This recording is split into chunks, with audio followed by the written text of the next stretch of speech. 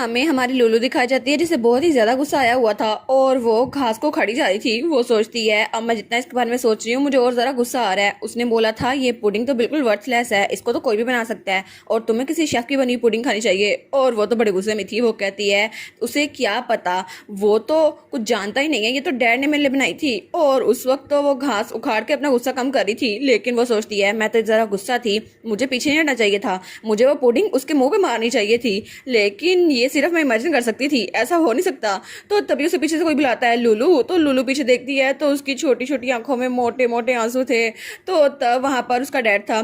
तो वो कहती है डैडी। तो उसका डैड उसके पास आता है और कहता है तुम्हें क्या हुआ, क्या कुछ गलत है? वो कहती है आपने मेरे लिए जो पुडिंग बनाई थी ना, मैंने वो नीचे गिरा दी, सॉरी। तो वो कहता है अच्छा तुम इसलिए इतनी ज़्यादा परेशान लग रही हो। तो तब उसको उठा लेता है। वो कहता है ऑल राइट, मैं तुम्हें एक और बना दूंगा। वो कहती है लेकिन फिर भी आपने इतनी मुश्किल से वो बनाई थी, आपने 47 ट्राई किए थे और 48 ट्राई पे वो बनी थी, फिर भी मुझसे नीचे गिर गई। तो वो कहता है नहीं कोई बात नहीं, अगर मैंने एक ठीक बना ली है तो मैं दूसरी भी बना सकता हूँ। तो वो कहता है कोई बात नहीं, ये ऑल राइट है, मैं बना दूंगा। और तो वो कहती है अच्छा। तो वो कहती है ठीक है, अगली बार हम लोग इकट्ठे बनाएंगे। और वो सोचती है पहले जो जियोन ने कहा था कि इसकी तो कोई अहमियत है ही नहीं, ये तो बिल्कुल भी प्योर नहीं है और इसको तो कोई शेफ भी अच्छे से बना सकता है, तो पता नहीं उसको शायद ये नहीं पता कि रिलेशनशिप का फायदा क्या होता है। और डैड उन्होंने स्पेशली मेरे लिए बनाई थी, उसमें उनकी फीलिंग्स भी थी क्योंकि वो मेरे लिए ये बनाना चाहते थे और मैं अब डैड के साथ बनाऊंगी। लेकिन जियोन उसने तो कभी भी ऐसा लव रिसीव किया ही नहीं है, इसलिए उसको कुछ नहीं पता। और फेराथॉन में तो इमोशंस है ही नहीं, शायद ग्रैंडपा ने ठीक कहा था। तो ड्यूक कहता है ऐसा लगता है कि तुम कुछ प्लॉट कर रही हो। वो कहती है प्लॉट और मैं? तो ड्यूक कहता है हाँ मुझे लगता है। तो वो कहती है ऑफ कोर्स मैं प्लॉट कर रही हूँ, वैसे भी मैं अपने बहन भाइयों के अफेक्शन को स्ट्रॉन्ग करने वाली हूँ। और वो दिल में सोचती है वैसे भी मैं जाऊंगी और उससे अपोलॉजी लूंगी क्योंकि मैं ग्रजेस होल्ड करके रखती हूँ। और उसके बाद वो अपने भाई के कमरे में पहुंच चुकी थी और वहां पर उसने एक नीचे बुक रखी हुई थी। तो उसका भाई कहता है क्या अब ये क्या है? वो कहती है रास्ते में मुझे ये मिल गई थी और वो तो अपने भाई के सामने बहुत ज्यादा छोटी लग रही थी। तो तब वहां से जाते हुए कहती है इसको ले लो या छोड़ दो, अपनी मर्जी है तुम्हारी। तो तब नीचे झुकता है और उस बुक को उठाता है। वो कहता है अब ये क्या है? और वहां पर एक बनी और एक कैट से बनी हुई थी जो हमारी लुलु और उसके भाई की तरह थी और वहां पे लिखा था मैं अकेला नहीं हूँ। तो वो कहता है अब ये क्या है?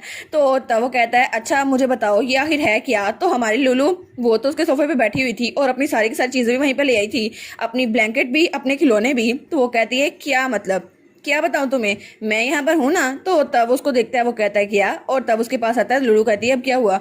तो तब उसका छोटा सा हाथ पकड़ता है। तो हमारी लुलु कहती है क्या हुआ? तो वो उसका हाथ पकड़ कहता है मैं इकलौता हूँ जो जानता हूँ तुम्हारे जख्म ऐसे कैसे हैं और तुम कैसा फील करती हो। तो वो कहती है क्या? तब हमारी लोलो तो उसको घूरी जा रही थी। वो सोचती है पता नहीं ये क्या कह रहा है। वो दोबारा कहता है मैं जानता हूँ कि तुम मॉन्स्टर के पास क्यों जाती हो, उसको मारने के लिए, और तुम अपने आप को सेक्रीफाइस कर रही हो है ना। और ये सारी बातें वो उससे करा था। तो हमारी सोचती है हैं ये सारी बातें मुझसे क्यों कर रहा है। तो वो उसको घूरी जा रहा था। तो तभी हमारी सोचती है अच्छा तो जो भी लड़कियां इसके पास आती होंगी वो उससे यही कहती होंगी एक्चुअली तुम बुरे इंसान नहीं हो, मैं समझ सकती हूँ, मैं बता सकती हूँ तुम कैसे समझते हो। तो वो सोचती है मुझे लगता है जियोन लड़कियों में बहुत ज्यादा पॉपुलर है, लेकिन लड़कियां जब भी इसके पास आती हैं तो ऐसी बातें करती हैं। तो शायद अभी तक जियोन ये सारी बातें सुन रहा होगा और ऐसा लगता है कि जियोन का चेहरा तो रोमांटिक फैंटेसीज के लिए बिल्कुल परफेक्ट है, ये तो बहुत हैंडसम है बिल्कुल डैड की तरह, लेकिन इसको लड़के से ये सब कुछ सुनना पड़ता है। तो वो कहती है तुम्हें क्या लगा मैं तुमसे यही कहूंगी जियोन? नहीं नहीं मैं ऐसा कुछ नहीं कह रही और मुझे तो ये भी नहीं पता कि तुम जख्मी हो भी या नहीं। तो वो कहता है अच्छा तो तुम्हें फिर क्या पता है? वो कहती है ऑफ कोर्स मुझे पता है कि ये कि मैं तुम्हारे जख्म कभी भी नहीं समझ सकती, कि तुम सैड हो या नहीं ये मुझे कभी भी नहीं पता चल सकता, और चाहे तुम मॉन्स्टर से लड़ो या ना लड़ो, लेकिन मुझे इसके बारे में कुछ नहीं पता। और वैसे भी मैंने सुना था कि तुम्हें मॉन्स्टर का सर फोड़ के बहुत ज़रा मज़ा आता है। तो वो कहता है क्या? तो वो कहती है आई गेस फिर ऐसा ही है, क्योंकि मैं तुम्हें बता सकती हूँ, मैं तुम्हें अंडरस्टैंड करती हूँ, लेकिन ये बात मैं तुम्हें कभी भी नहीं बता सकती क्योंकि मैं तुम्हें सच में समझती नहीं हूँ। तो वो कहता है अच्छा तो तुम मेरी बात नहीं समझ रही? तो वो कहती है ऑफ कोर्स नहीं, अगर तुम मुझे कुछ बताओगे नहीं तो मैं समझूंगी कैसे, अगर तुम मुझे बताओगे तो मैं समझने की कोशिश कर सकती हूँ। तो वो कहता है क्या? तो वो कहती है लेकिन मैं तुम्हारे साथ रह सकती हूँ ना, मैं तुम्हारी छोटी बहन हूँ, तो मैं तुम्हें समझने की कोशिश कर सकती हूँ। और फिर वो कहती है क्योंकि तुम तो मेरे बड़े भाई हो ना। तो वो उसकी तरफ देखी जा था। वो कहता है क्या? और उसके थोड़ी देर बाद का हमें सीन दिखा देता है जब जियोन वो नहा के निकलता है और तब वो अपने बाल खुश करा था, लेकिन वो कहता है अब इसकी आवाज क्यों नहीं आ रही, पहले तो बोलती रहती है। लेकिन जब वहां पर देखते हैं लुलु वहां पर सो चुकी थी। वो कहता है हैं ये सो भी गई है, और तब उसको देखता है और वो सोचता है ये तो बहुत ज़्यादा अजीब है क्योंकि कोई भी मेरे इर्द गिर्द ऐसे नहीं घूमता और ये तो आराम सो भी गई है। जो कोई मेरे करीब आता है जिसके पास माना नहीं होता तो हमेशा या तो वो डरा रहता है या उसके लिए ये वाला एक्सपीरियंस अनप्लेजेंट होता है, लेकिन इसके लिए ऐसा क्यों है? लेकिन इसका मतलब क्या है? और वो तो बहुत ज़रा मुस्कुरा रही थी और उसने कहा था क्योंकि तुम मेरे बड़े भाई हो। तो तब उसको जब देखते हैं और कहता है क्या पहले कभी भी किसी ने मुझे जानने की कोशिश की है?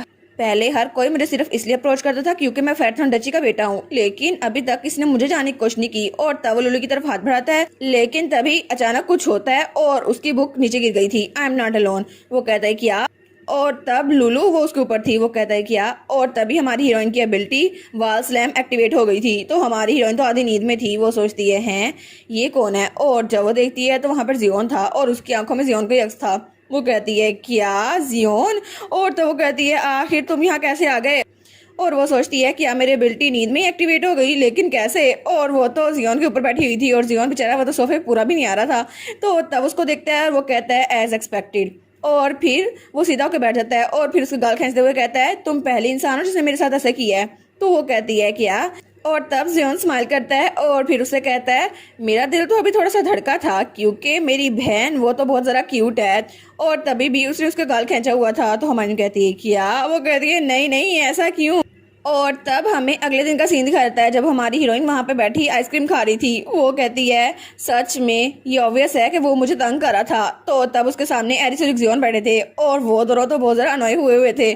तो इक्सियोन कहता है आजकल तुम उस बास्टर्ड जियोन के साथ ज़रा नहीं घूम रही? तो एरिस कहता है मैं तो बहुत ज़्यादा सैड हूँ, ऐसा लगता है उसने हमारी बहन को हमसे चुरा लिया है। वो कहती है क्या मतलब चुरा लिया है? अभी तुम लोग के साथ बैठे खाना खा तो रही हूँ, अब इससे ज़रा क्या कर सकती हूँ मैं? तो वो दोनों कहते हैं अच्छा ठीक है, लेकिन फिर भी पहले जितनी बार तुम हमारे पास आती थी ना अब उससे कम आने लग गई हो और अब तो हर रोज तुम उसके कमरे में जाती हो। वो कहती है हाँ हाँ क्योंकि वो हर रोज जियोन के कमरे में बहुत ज्यादा चढ़ने लग गई थी। तो वो कहती है ठीक है सब्जेक्ट को चेंज करते हैं। और तब वो कहती है एक जियोन के इर्द गिर्द तो बिल्कुल एक दीवार बनी हुई है और एरिस हाफ ब्लड है, लेकिन जियोन के बारे में वो कुछ नहीं जानती। लेकिन क्यों? तो एक जियोन कहता है देखा मैं परफेक्ट हूँ ना। तो एरिस कहता है मैं हाफ ब्लड हूँ, लेकिन वो कहता है क्योंकि उसे हमारी बहन का प्यार नहीं मिला ना इसलिए। तो एक जियोन कहता है हाँ हाँ बिल्कुल उसकी पर्सनैलिटी तो बिल्कुल खराब है। तो वो दोनों कहती है क्या अपने बड़े भाई के बारे में ऐसे बातें करते हैं? तो वो कहती है एरिस से भी ज्यादा खराब है उसकी पर्सनैलिटी। तो एरिस कहता है क्या? और तब एक्सियोन हंसते हुए कहता है हाँ हाँ इस बास्टर की पर्सनैलिटी तो बहुत ज्यादा ऑफुल है, लेकिन उसकी पर्सनैलिटी तो इससे भी ज्यादा बुरी है। तो हमारी लुलू कहती है सॉरी एरिस मैं तुमसे बहुत ज्यादा प्यार करती हूँ, लेकिन तुम्हारी पर्सनैलिटी सच में अच्छी नहीं है। वो कहता है हाँ हाँ सैडली मैं भी ये बात जानता हूँ, मैं भी तुमसे बहुत ज्यादा प्यार करता हूँ। तो तब एक्सियोन कहता है हाँ हाँ ये बहुत ज्यादा अजीब है, हालांकि मुझे पता है इसकी पर्सनैलिटी अच्छी नहीं है, लेकिन ये मेरा भाई है मैं भी इसे प्यार करता हूँ। तो हमारी लुलू कहती है हर वक्त तो लड़ते रहते हैं। तो तभी एक जियोन कहता है और वो तो बहुत ज्यादा सेंसिटिव है और वो लोग को करीब नहीं आने देता, लेकिन कभी भी कोई उसके करीब नहीं रहा, सिर्फ तुम ही उसके पास जा रही हो। तो मन कहती है अच्छा ऐसा है। और तब वो मिल्क शेक पी रही थी। वो कहती है वाओ ये तो बहुत ज्यादा स्वीट है, कितना ज्यादा डिलीशियस है ना। और तब तो वो पी जा रही थी। तो वो कहती है मुझे आइडिया आ गया। तो एरिस और एक्सियोन सोचते हैं क्या आइडिया आ गया इसको? तो एक्सियोन कहता है वेल हमारी बहन ये तो सबसे ज्यादा डिफरेंट है। तो एरिस कहता है हाँ हाँ बिल्कुल हमारी बहन बहुत ज्यादा लवेबल है ना। और हमारी हीरोइन तो आराम से उस चॉकलेट शेक को एंजॉय कर रही थी। और तब वो सोचती है जियोन को भी स्वीट थिंग्स पसंद होगी ना, तो मैं उसके लिए वो लेके जाती हूँ। और तब वो वहां से जा रही थी। वो सोचती है अभी कुछ दिनों से मैं जब जियोन पे नजर रख रही हूँ तो मैंने कुछ चीजें ऑब्जर्व की हैं। वो ये कि वो सारी चीजें खा लेता है, लेकिन जब भी स्टीक की बारी आती है तो उसके हाथ जरा तेजी से चलने लग जाते हैं और ऐसा लगता है उसको स्टीक बहुत ज्यादा पसंद है। और अगर मैं उसे कहूँ ये डिलीशियस है तो वो आंसर नहीं देता, लेकिन फिर भी मुझे पता है डिफरेंस तो पता है ना, आखिर मेरी शार्प आई से वो कैसे छुप सकता है। और तब वहाँ उसके कमरे में पहुंच गई थी। वो कहती है क्या? और जब वो देखती है तो जियोन वहाँ पे सो रहा था। वो कहती है ये कब से सो रहा है और ये तो पहली बार है जब मैंने जियोन को ऐसे आराम से सोते हुए देखा है। तो तब वो देखती है तो जियोन बड़ा प्यारा लग रहा था। वो कहती है जियोन तो बहुत ज्यादा सेंसिटिव है, ये बात सब कहते हैं, लेकिन फिर भी मुझे तो ये गलत लग रहा है, ये तो मेरे सामने सो रहा है ना देखो, और इसका स्लीपिंग फेस तो बिल्कुल एक एंजल की तरह लग रहा है और मुझे लगता है बड़ा होकर तो ये डैड से भी ज़रा हैंडसम बनेगा। और तब उसको देखी जाती थी। वो सोचती है मुझे तो इसको म्यूजियम लेके जाना चाहिए, लेकिन मैं इसकी प्रीशियस स्लीप को डिस्टर्ब नहीं कर सकती। और तब वो अपना ब्लैंकेट ले आई थी जो वो अपने कमरे से लेके आई थी और तब वो ब्लैंकेट उसके ऊपर देने लगती है और वो कहती है ठीक है अभी थोड़ी देर के लिए मैं तुम्हें ब्लैंकेट देती हूँ, लेकिन तभी जियोन उसका हाथ पकड़ लेता है। तो वो कहती है क्या? और वो बेचारी तो डर गई थी। वो कहती है जियोन। तो जियोन वो अपनी नींद से जागता है जैसे उसने कोई बुरा ख्वाब देखा हो। तो वो उसको देखता है और कहता है तुमने अभी क्या किया? तो वो कहती है मैंने तो बस तुम्हें ब्लैंकेट दिया था और कुछ नहीं। और वो दिल में सोचती है मेरी कलाई वो तो बहुत ज्यादा दर्द कर रही है। तो जियोन उसकी तरफ घूर के देखता है और कहता है निकल जाओ यहाँ से, अभी की अभी निकल जाओ। और इसी के साथ ये वाला पार्ट यहीं पर ख़त्म। तो आप लोग बताइएगा आप लोग को ये पार्ट कैसा लगा, और वीडियो को लाइक और चैनल को सब्सक्राइब लाजमी कीजिएगा। बाकी वीडियोस का लिंक भी स्क्रीन पर नज़र आ रहा होगा तो काइंडली उनको भी चेकआउट कर ले। और thank you so much for watching my videos. Stay safe, bye bye.